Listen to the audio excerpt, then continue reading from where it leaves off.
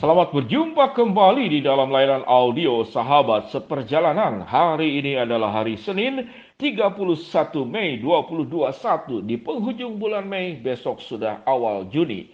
Firman Tuhan dan renungan saat teduh hari ini dengan judul Adakah milik pribadi?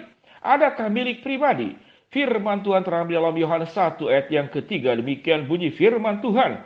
Segala sesuatu dijadikan oleh Dia, dan tanpa Dia tidak ada sesuatu pun yang telah jadi dari segala yang dijadikan. Mari kita berdoa.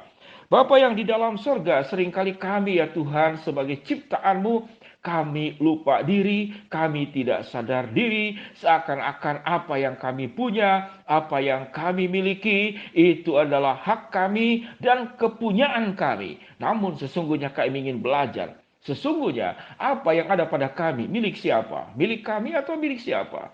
Berfirmanlah Tuhan, di dalam nama Tuhan Yesus kami berdoa. Amin.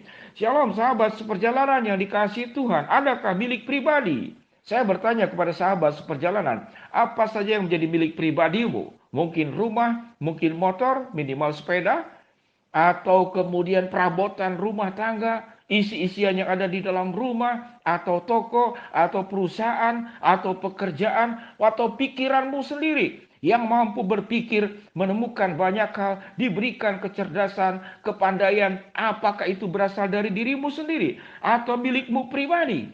Atau orang-orang yang sukses mencapai segala hal, para ilmuwan yang menemukan berbagai macam hal, kemudian disebut sebagai pencipta, pembuat karya.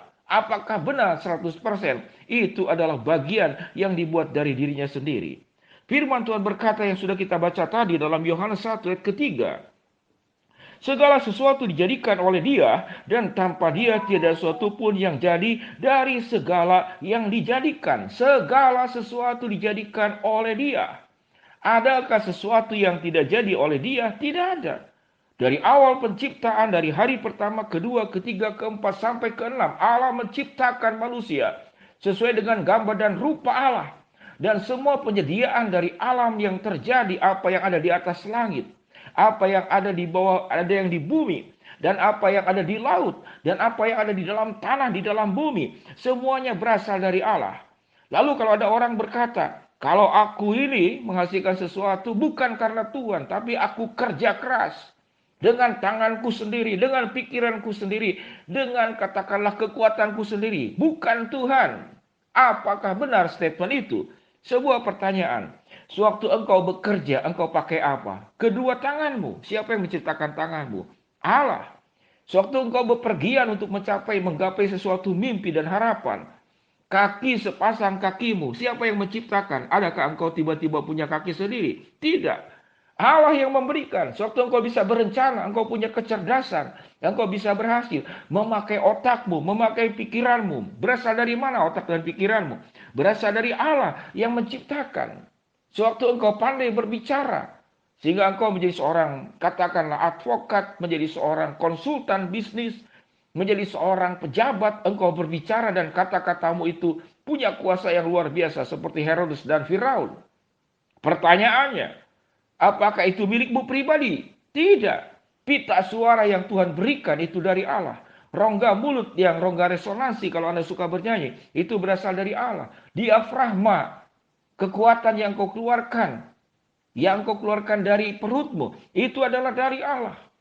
Sahabat seperjalanan yang dikasihi Tuhan, sehingga pertanyaannya, adakah milik pribadi? Jawabannya, tidak ada satupun, secuil pun, sehela nafas pun, yang itu adalah milikmu pribadi.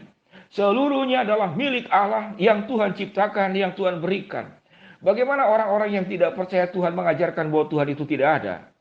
Para guru-guru yang tidak percaya kepada Tuhan di negara-negara tertentu yang ateis, yang tidak percaya kepada Allah, dikumpulkanlah anak-anak di dalam kelas. Lalu kemudian anak-anak suruh tutup mata, suruh lipat tangan, dan suruh berdoa. Ya Tuhan, berikanlah kepada saya pulpen dan pensil dan buku, dan harus segera ada di meja belajar setiap murid yang sedang belajar tersebut. Ya Tuhan, berikanlah. Lalu kemudian guru mengatakan, sekarang buka matamu. Lalu anak membuka. Lalu kemudian guru bertanya, Adakah pulpen, pensil, dan buku yang kau minta? Yang kau mintakan kepada Tuhan? Anak-anak serempak menjawab, tidak ada ibu guru. Sekarang kau berdoa lagi. Baik ibu guru, baik bapak guru. Tutup matamu, baik. Sekarang katakan, ya ibu guru, ya bapak guru. Berikanlah kepada saya pulpen, pensil, dan buku. Dalam kondisi tutup mata. Lalu guru-guru itu memberikan pinsel, pulpen, buku ke setiap meja belajar murid-murid. Lalu guru mengatakan, sekarang buka matamu. Lalu anak membuka. Adakah pulpen, pensil, dan buku di mejamu? Ada. Siapa yang memberikan? Ibu guru. Siapa yang memberikan? Bapak guru. Apakah Tuhan memberikan kepadamu? Tidak. Apakah Tuhan itu ada? Tidak ada. Itulah pendidikan naif yang diberikan oleh orang-orang yang tidak percaya kepada Allah. Seakan-akan ada apa yang ada pada dirimu, pada orang tersebut, sebagai milik dan hak pribadinya. Tidak sadar bahwa setiap perkara apapun yang ada di dalam muka bumi ini, itu berasal dari Tuhan. Sahabat seperjalanan dikasih Tuhan. Sehingga Tuhan yang memberi, Tuhan yang mengambil, dan Tuhan yang mengatur. Kalau kita kemudian diberikan kesuksesan, kelancaran, kesehatan, kekayaan, jabatan, pencapaian, jangan menjadi orang yang angkuh, sombong, dan arogan, karena itu bukan milikmu. Sewaktu engkau bisa berhasil karena engkau memakai semua sumber daya, sumber potensi yang Allah berikan kepadamu dan kau mengolahnya. Kepandaian itu bukan milikmu, tapi karena Allah yang memberikan. Demikian juga, sewaktu kita tidak punya apa-apa setelah berjuang, kita tidak mengalami kesuksesan. Kita tidak bisa mendapatkan pendidikan yang tinggi karena keadaan sosial, karena keadaan keuangan. Kita tidak dapat menjabat jabatan tertentu, pekerjaan tertentu, yang enak, yang ringan. Namun kita harus kerja keras memakai otot kita, memakai tenaga kita. Jangan minder. Jangan menghina dirimu. Karena mengapa? Karena kepincangan sosial yang terjadi, kepincangan ekonomi, bukan karena Tuhan yang menciptakan. Karena keegoisan, hawa nafsu, dan keserakahan manusia. Sehingga ketimpangan-ketimpangan itu terjadi di dalam dunia ini. Jangan minder. Mengapa? Karena Tuhan yang memberi dan Tuhan yang mengambil. Kalau Tuhan mau mengambil bagi orang-orang yang congkak, sombong, angkuh, dan arogan. Ini 4 nama, satu pengertian yang sama. Angkuh, congkak, arogan, sombong. Itu 4 nama. Tuhanlah yang memberikan. Sewaktu Tuhan mengambil, dengan cara mudah Tuhan bisa mengambilnya. Sewaktu Tuhan mau memberikan kepadamu, dengan cara mudah juga Tuhan akan memberikan kepadamu. Sehingga tidak ada alasan kita berani berdiri tegak membusungkan badan kepada Allah. Lalu menengadah ke langit dan kau berkata dengan congkak, sombong, angkuh, dan arogan. Di mana Tuhan engkau tidak ada? Aku ada hari ini karena kerja kerasku, karena daya juangku, karena kecerdasanku. Engkau tidak ada. Berhati-hati. Bagaimana Alkitab mengatakan raja yang sombong di hadapan Allah ditampar malaikat. Lalu kemudian mati dan dimakan cacing-cacing. Sahabat seperjalanan yang dikasihi Tuhan. Naik turun kehidupan adalah karena kesombongan manusia. Karena kehidupan yang keserakahan. Sehingga yang kaya bertambah kaya. Yang miskin bertambah miskin. Yang maju makin melesat. Yang sedang terjepit makin terhimpit. Semakin susah hidup ini. Sehingga bagi orang yang mengatakan hidup ini penuh dengan suka dan duka. Lalu engkau mengatakan statement itu, pernyataan itu keliru. Tidak ada suka duka. Yang ada susah dan duka banget. Yang ada adalah duka dan duka. Susah dan susah. Seumur hidup tidak pernah mengalami apa yang namanya itu kesenangan. Sahabat seperjalanan yang dikasihi Tuhan. Jangan angkuh, jangan sombong. Jangan menyalahkan keadaan. Tuhan itu maha adil.